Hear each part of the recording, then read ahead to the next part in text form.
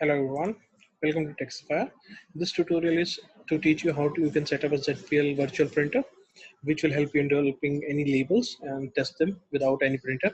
So for that, you need to install this extension, that is ZPL printer. It's free and it's on the Chrome. You can install it.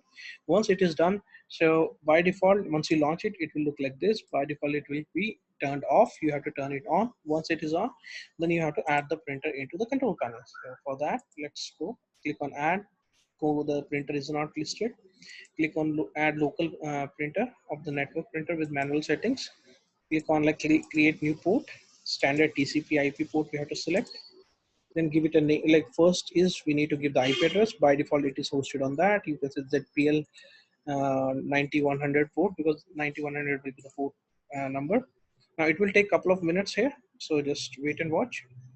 Once this is done, you have to just select this generic network card or anything. You can go to custom settings as well. So here you can just review the settings. By default, the port number is 9100. Just press OK. Click on next. Let it go. Again, it will wait. You need to wait for a couple of minutes. So post that, you will end up on this one. You have to go to the generic text only print. Click on next. And you can use the driver that is currently installed. If by default it's not there, you just need to install the generic driver. So here I can say ZPL label printer. I will just give it a name. Click on next. Let it complete. Once it is complete, we are good to go. So there are few more couple of steps are left. One is you have to go and right click, go to the printer properties, remove it from the sharing. It won't make any difference, but we don't require the sharing. So the port here, it should be that pin 19100, which we just added. Then go to the advanced. Here you need to select the generic text only print, and you have to select print directly to the printer.